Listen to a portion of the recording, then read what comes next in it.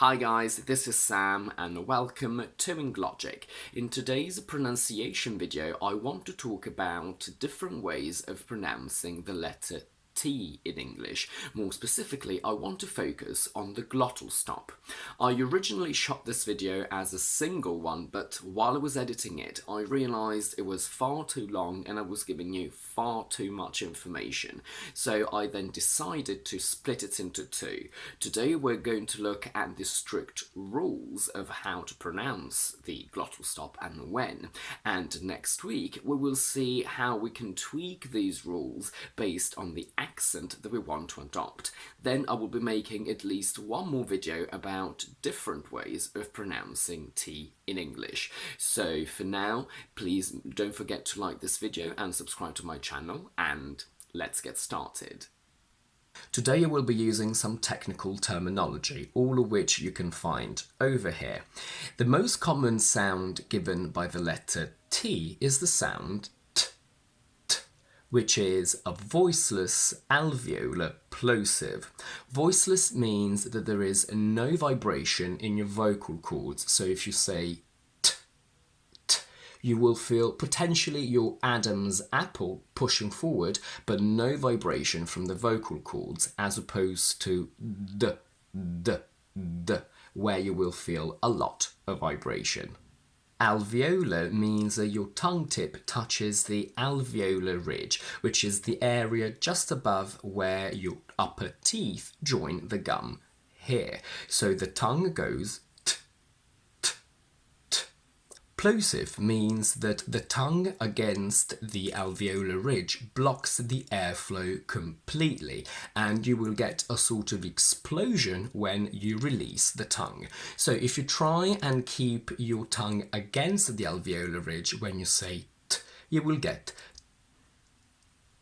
where you will feel like you're about to explode because the tongue is completely blocking the air, so it's all accumulating here, and the sound is given by the tongue releasing air when it comes away from the teeth.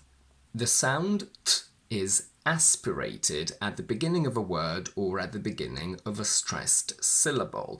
In English we don't say 10, we say 10, where you can hear that the T has a little bit of an explosion, and we get there by adding a bit of a h after the T sound. So we can go from a slow version into a fast version. So we go t hen, t hen, to hen, to hen, to hen, ten, ten, ta ta ta ta ten.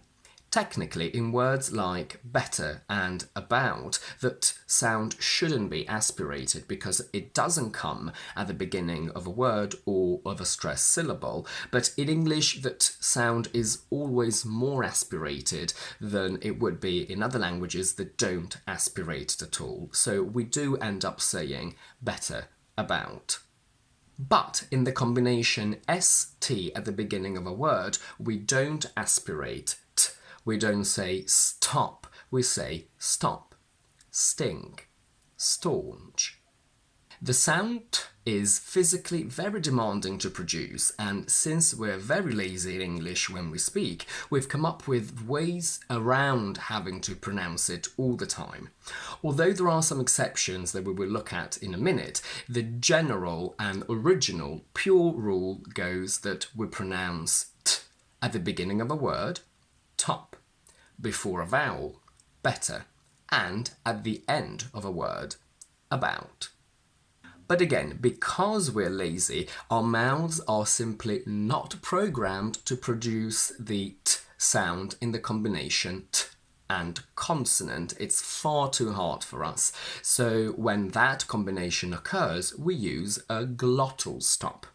The glottis is the area between your vocal cords here, and a glottal stop is when you stop the airflow in the glottis abruptly, as if somebody were to punch you and hit you here. And it's basically a non-sound. It's like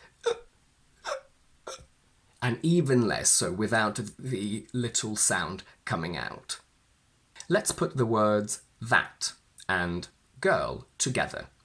That ends on a T sound, so technically we should pronounce it.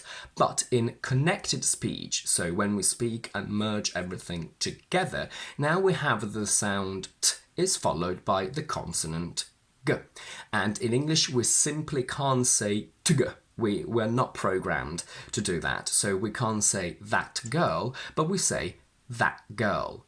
That girl, where, as you can hear, I am blocking the air after the a from that, and I swallow the t and transform it into this glottal stop, that girl.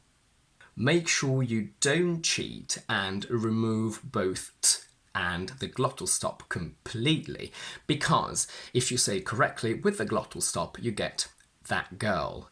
Without, you would get that girl, which you can hear is incorrect because the glottal stop keeps the a as short as it should be, and it gives the right structure to the sentence. When your brain hears a glottal stop, it automatically understands the letter T, so that's what you would spell if you were to write this word, so you must make sure you pronounce it correctly. We say that boy. It says at lunch. The hat fell. If you put a full t here, we automatically understand you're a foreigner. No native speaker would ever put a t there.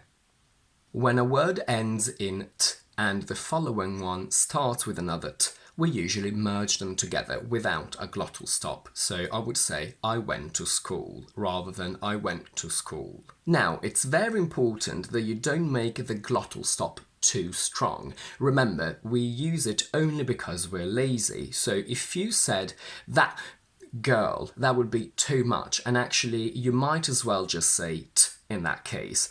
That girl is just as hard as saying that girl. So you want it to be heard, but it's there to help you as the speaker to flow better in the conversation. So that girl, that boy. Not more than that.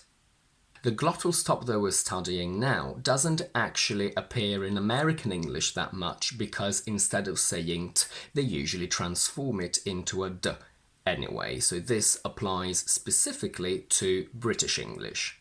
This same concept is applied inside the same word. We don't say atmosphere, we say atmosphere. We don't say football, we say football. We don't say outcome, we say outcome. We'll now see why the glottal stop is not shown in dictionaries, and we'll take a step back. Let's have a look at p and b. These are called phonemes because they give a completely different meaning if you use one instead of the other. If I say pelt, that's completely different. I understand a completely different word from belt. However, t and the glottal stop are allophones, meaning that they are different ways of pronouncing the same sound, which don't, however, give a difference in meaning, so we still understand the same thing. If I say football, it's incorrect, but I understand the same word as football, and dictionaries don't show allophones. That's why you don't see the glottal stop, but it's up to you to know when to use it. The only times when we pronounce t plus consonant is when this combination appears at the beginning of a word, specifically with the letters W and R, so Twitter and trip. But careful, if I say that woman, now we have the last of that and the following w from woman. In that case, because these are two separate words, we must use a glottal stop. We don't say that woman, we say that woman.